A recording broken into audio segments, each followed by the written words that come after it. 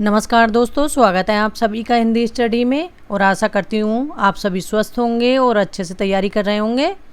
आज हम रीतिकाल के वस्तुनिष्ठ क्वेश्चन देखने वाले हैं जो अच्छे हैं, मतलब एग्जाम में पूछे आते हैं। ठीक है, रीतिकाल में कुछ जैसे रीतिकाल हमारा कौन सा तीसरा काल आ गया, जैसे आदिकाल, भक्तिकाल, रीतिकाल और आधुनिक काल। तो रीतिकाल हमारा कौन सा काल है? तीसरा काल है। और जैसे रीतिकाल, आदिकाल, भक्तिकाल, ये देख लेना कि किस किस के हिसाब से। जैसे आधुनिक, जैसे गद्यकाल किसने कहा आधुनिक काल को, रीतिकाल किसने कहा, और आदिकाल के नामकरण भक्तिकाल के तो इतने नहीं है, आदिकाल और रीतिकाल के नामकरण है। इन पे जरूर गौर दे लेना क्योंकि इनसे एग्जाम में क्वेश्चन बनते हैं। ठीक है, और आप मेरे चैनल पर पहली बार आए हैं तो चैनल को सब्सक्राइब कर लेना, बेल आइकन को क्लिक कर लेना जिससे आने वाली वीडियो को नोटिफिकेशन आपको मिल सके।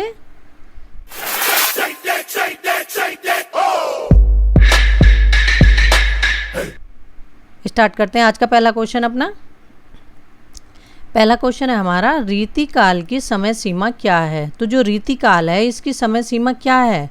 तो रीतिकाल की जो समय सीमा है वो है 1700 विक्रम संवत से 1900 विक्रम संवत। ठीक है, ये शायद अभी पिछली लास्ट ईयर ही जो 2016 का एग्जाम पेपर हुआ 2019 में, उसमें पूछा गया क्वेश्चन है। ठीक है, क्योंकि ये और किसके अनुसार है? रामचंद्र शुक्ल जी के अनुसार है। जैसे रामचंद्र शुक्ल जी ने 4 कालों में बांटा है हिंदी साहित्य का इतिहास अपना।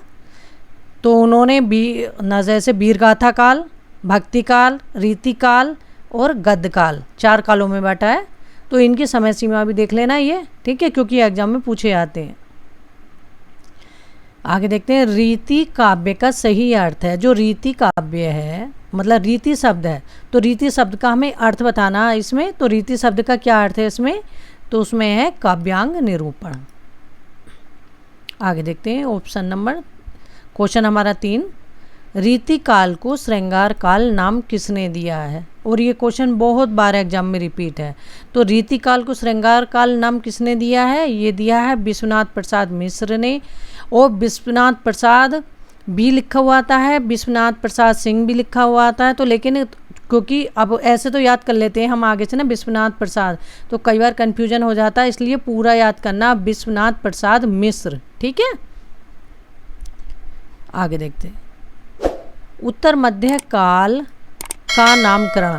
जो उत्तर मध्य काल है रीतिकाल को, वो किसने कहा है? वो कहा है हजारी प्रसाद द्विवेदी ने। किन्होंने कहा है? आचार्य हजारी प्रसाद द्विवेदी जी ने। और अलंकृत काल किसने कहा है रीतिकाल को? जो रीतिकाल है उसे अलंकृत काल किसने कहा है? वो कहा है मिश्र बंधुओं ने। ठीक है, रामचंद्र शुक्ल ने रीतिकाल को क्या कहा है? अब देखिए नीचे दे रखा क्वेश्चन, देखो आगे देखते हैं। हिंदी साहित्य के उत्तर मध्य काल को सर्वप्रथम रीतिकाल जो नाम दिया है वो किसने दिया? तो रीतिकाल नाम किन्होंने दिया? वो रामचंद्र शुक्ल जी ने दिया।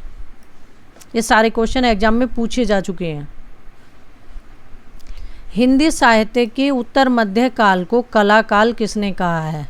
जो उत्तर मध्य काल है, पूर्व मध्य काल, भक्तिकाल, उत्तर मध्य काल, रीतिकाल, क्योंकि ये दोनों क्वेश्चन आ चुके हैं एग्जाम में। ठीक है, तो पूर्व मध्य काल क्या हो गया? भक्तिकाल। उत्तर मध्य काल क्या हो गया? रीतिकाल। और उत्तर मध्य काल को कला काल किसने कहा है? रमाशंकर शुक्ल रसाल ने।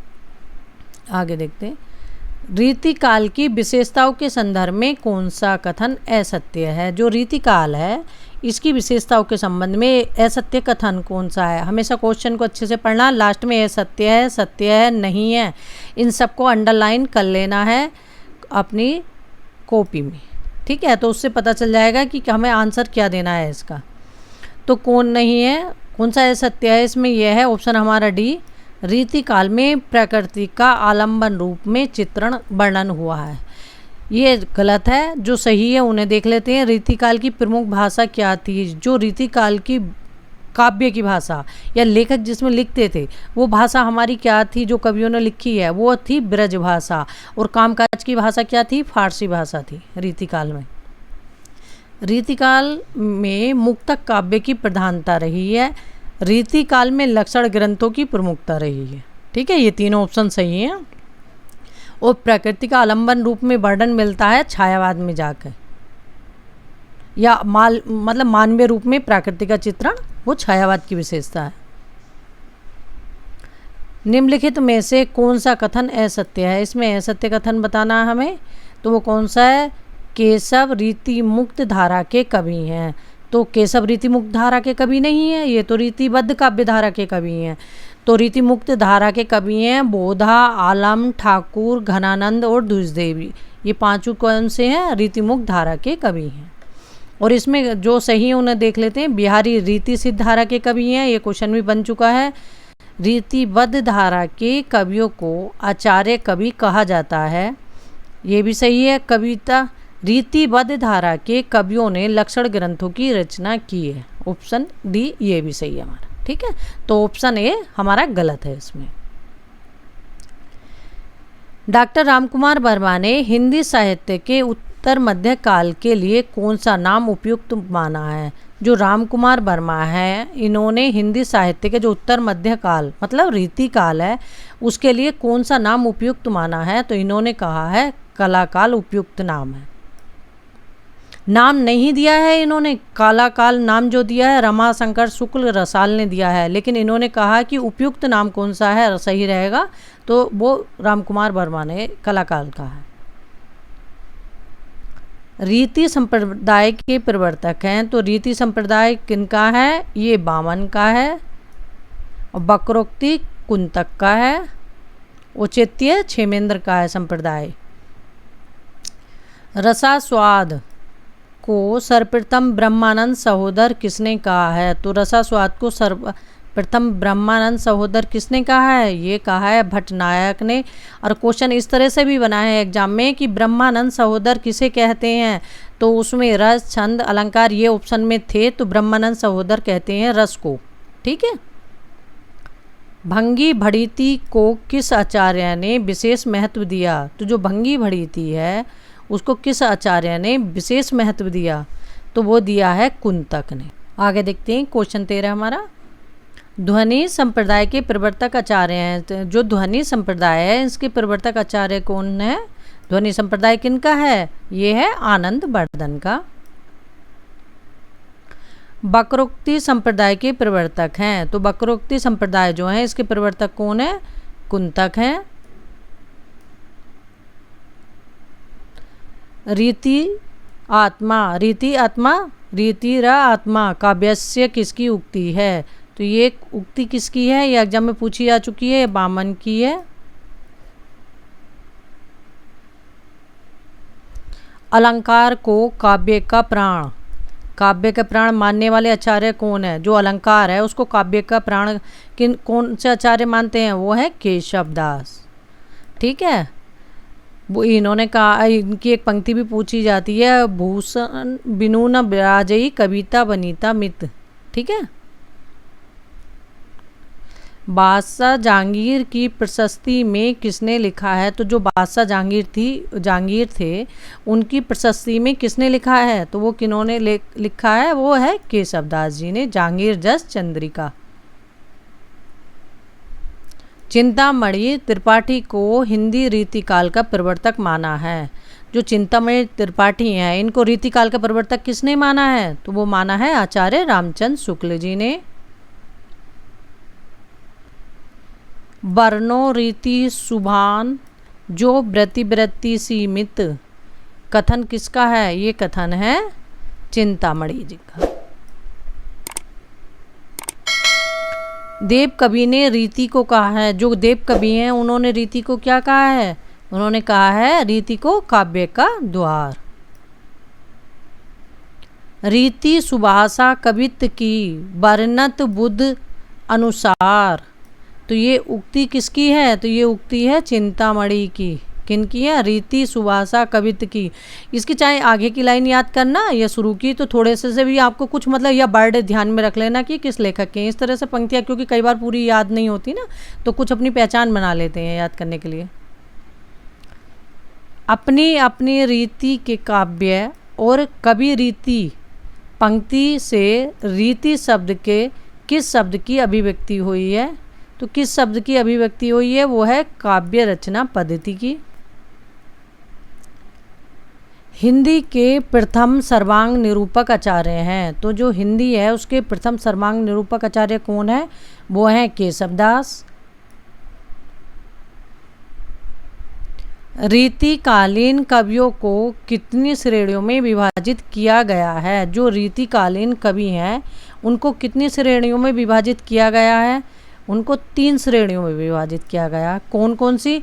रीतिबद्ध, रीति सिद्ध और रीति मुक्त। ठीक है, आगे देखते हैं 25 नंबर का क्वेश्चन अपना। रीतिकालीन काव्यधारा नहीं है, तो इसमें रीतिकालीन काव्यधारा कौन सी नहीं है? पहले जो है उन्हें देख लेते हैं। रीतिबद्ध, रीति मुक्त और रीति सिद्ध, ये तीनों काव्यधारा एक क्वेश्चन एग्जाम में आ चुका है ऐसे ही। तो कौन सी नहीं है? रीति मुक्त नहीं है। रीति काव्य का प्रमुख विषय है। जो रीति काव्य है उसका प्रमुख विषय क्या है? उसका प्रमुख विषय है श्रृंगार। और रीति काल का जो प्रमुख रस था वो कौन सा था? श्रृंगार रस। और रीति काल का प्रमुख छंद जो था वो था क्या? सवैया। ये क्वेश्चन क्योंकि जो दोनों मैंने बताए ये एग्जाम में पूछे आ चुके हैं ऐसे कि कौन सा मतलब प्रमुख रस था और कौन सा प्रमुख छंद था। तो रस तो श्रृंगार था और छंद था सवैया। रीति काव्य का मूल स्रोत है। तो रीति काव्य जो है इसका मूल स्रोत क्या है? रीति काव्य का मूल स्रोत है। तो रीति काव्य का मूल स्रोत क्या है? ये संस्कृत के काव्य शास्त्रीय ग्रंथ। ठीक है, जो रीति काव्य लिखे गए हैं ना वो रीति काल में तो रीति काल में लिखे गए हैं। तो इन्होंने संस्कृत के ग्रंथों से मतलब लक्षण लिए और उदाहरण अपने दिए। लक्षण उदाहरण की परंपरा अपना रीति काल में चली। आगे देखते हैं। काव्य शास्त्र की परंपरा के अनुसार लक्षण ग्रंथों की रचना करने वाले कवि किस काव्यधारा के अंतर्गत आते हैं? जो लक्षण ग्रंथों की रचना कर रही है वे कवि किस धारा के अंतर्गत आते हैं? तो वे आते हैं रीतिबद्ध काव्य धारा के अंतर्गत। और रीति सिद्ध में जो आते हैं वो जैसे मतलब परंपरा का निर्वाह करा, उन्होंने पता भी था, उन्होंने अपना जो ग्रंथ लिखा जैसे बिहारी जी, तो उन्होंने उसमें मतलब रीति लक्षण उदाहरण की परंपरा मतलब है, लेकिन मतलब उसमें पूरा तरह से उसे नहीं दिया, उस तरह से मुक्त है। और एक रीति मुक्त काव्यधारा उसमें तो मतलब किसी चीज़ का उन्होंने मतलब बंधन मुक्त, मुक्त का मतलब ही बंधनों से मुक्त है। ठीक है, रीति काव्य की परंपरा से मुक्त। रीति सिद्ध कवि किसे कहा गया है? तो रीति सिद्ध कवि किसे कहा गया है? जिन कवियों ने कोई लक्षण ग्रंथ नहीं लिखा। ठीक है, किन्हें कहा गया? जिन्होंने कोई लक्षण ग्रंथ नहीं लिखा किंतु अपने काव्य में जो अपना काव्य उन्होंने लिखा है उसमें रीति परंपरा का अनुसरण अवश्य किया है। ठीक है, तो वो कौन थे? रीति सिद्ध कवि कहलाए। जैसे बिहारी जी, बिहारी जी की एकमात्र रचना है क्या है? बिहारी सत्सई। रीति काव्य को गुंडेपन और सोहदेपन की हरकत किसने कहा है?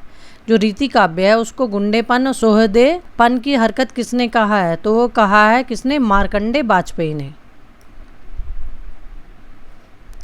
रीतिकालीन कवियों पर भाषा में मिश्रण करने एवं व्याकरण के नियमों की अवहेलना करने का आरोप किस आलोचक ने लगाया है? तो वो लगाया है रामचंद्र शुक्ल जी ने। रीतिकाल की सर्वाधिक व्यापक प्रवृत्ति है। जो रीतिकाल है इसकी सर्वाधिक व्यापक प्रवृत्ति क्या रही है? वो क्या रही है? वो है नायिका भेद और श्रृंगार रस का विवेचन।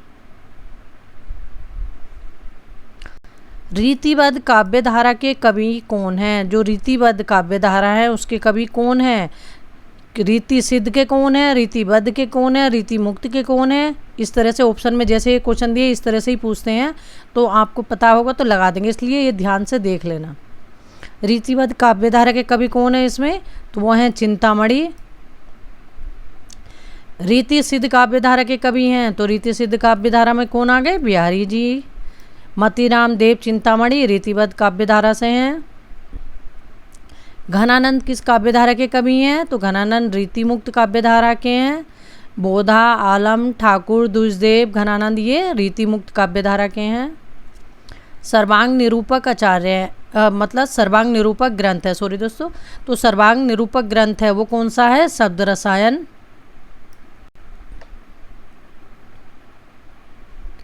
ये सूची फर्स्ट को सूची सेकंड से मिलाना है। तो इसमें कवि कुल कल्पतरु ये किन की रचना है? चिंतामणि की।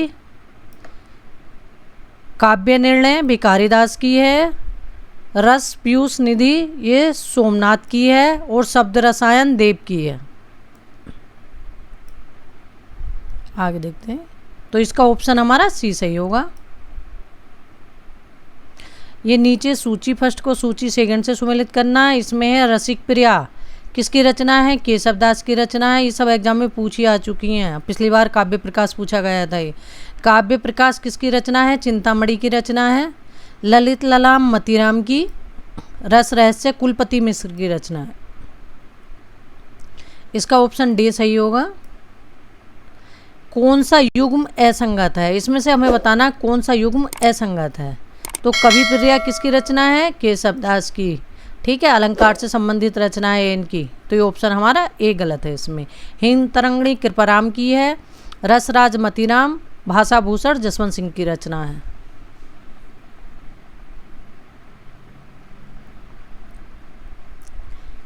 हिंदी में सर्वाधिक विस्तृत छंद विवेचन ग्रंथ कौन सा है? जो हिंदी में सर्वाधिक विस्तृत छंद विवेचन जिसमें हुआ है वो कौन सा ग्रंथ है? वो है छंदोबर्ण पिंगल। सर्वांग निरूपक ग्रंथ रस रहस्य की रचनाकार है। रस रहस्य किसका ग्रंथ है? यह है कुलपति मिश्र का। और कैसा ग्रंथ है? यह सर्वांग निरूपक ग्रंथ है। आगे देखते हैं।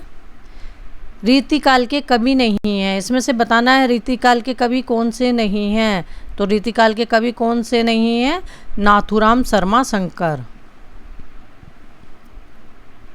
भूषण की कविता का प्रधान स्वर है। तो जो भूषण है इनकी कविता का प्रधान स्वर क्या है? वो है प्रशस्ति परक।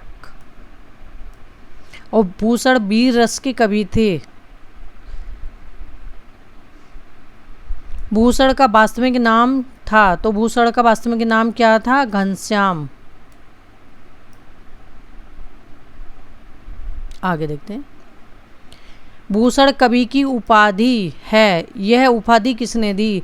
जो भूषण है इनको उपाधि ये किसने दी थी? भूषण को। तो ये किसने दी थी भूषण की उपाधि? ये दी थी सोलंकी राजा रुद्र ने। भूषण के काव्य में प्रधानता है। तो भूषण के काव्य में किस चीज़ की प्रधानता है? वो है ओज और वीर रस की प्रधानता है। रीतिकालीन राष्ट्रीय कवि हैं। तो जो रीतिकाल का कवि हैं, ऐसे कौन से कवि हैं जो राष्ट्रीय कवि हैं? ये क्वेश्चन में पूछा जा चुका है। वो है भूषण। निम्नलिखित में से कौन सा अलंकार निरूपक ग्रंथ नहीं है? तो इनमें से कौन सा अलंकार निरूपक ग्रंथ नहीं है? तो कौन सा नहीं है? वो है भिखारीदास कृत श्रृंगार निर्णय। ठीक है। सर्वरस विवेचन ग्रंथ सुधा निधि के रचनाकार हैं। तो सर्वरस विवेचन ग्रंथ जो है सुधा निधि के रचनाकार कौन है? इसके रचनाकार हैं सुधा निधि। किनका ग्रंथ है? यह है तोष कवि का।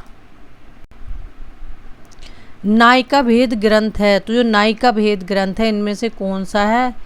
देव कवि का जाति विलास। देव ऐसे कवि थे जो मतलब पूछा गया क्वेश्चन है कि ऐसे कौन से कवि हैं इनमें से जो मतलब एक राजा के यहाँ टिक कर नहीं रह सके। तो वे थे देव। ये बहुत अनेक राजाओं के आश्रय में रहे। भूषण किस काव्यधारा के कवि हैं? तो भूषण किस काव्यधारा के कवि हैं? रीतिबद्ध काव्यधारा के कवि हैं भूषण। आचार्य भिखारीदास कृत प्रमुख काव्य शास्त्रीय ग्रंथ हैं। जो भिखारीदास हैं इनके द्वारा लिखा प्रमुख काव्य शास्त्रीय ग्रंथ कौन सा है? काव्य निर्णय भिखारीदास जी का है। एग्जाम में बहुत बार रिपीट हो चुका है। शिवराज भूषण में कितने अलंकारों का उल्लेख मिलता है? जो शिवराज भूषण है अलंकार ग्रंथ ये किनका है? भूषण का है। और इसमें कितने अलंकारों का उल्लेख मिलता है?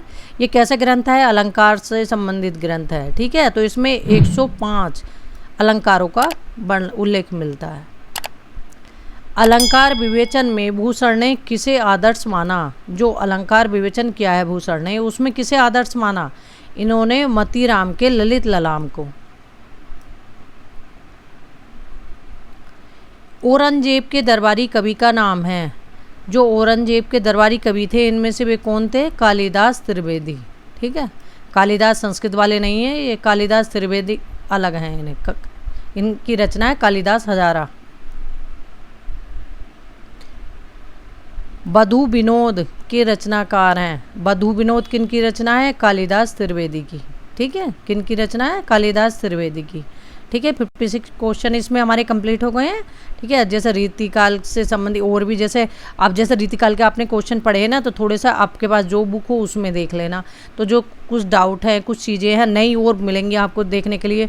जैसे वीडियो देखो उससे, जैसे भक्तिकाल की देखी तो भक्तिकाल का कुछ पढ़ लिया उसी के साथ, तो समझ में मतलब अपना लगातार कुछ ना कुछ और ऐसा भी नहीं है, साथ में ग्रामर भी अपने कंप्लीट करते चले जाओ। क्योंकि जो हिंदी के है अपना पोर्शन व्याकरण वगैरह, तो वो भी 25-30 क्वेश्चन उससे भी आते हैं। वो भी अगर आपका पीछे हो जाता है तो काफ़ी पीछे हो जाओगे।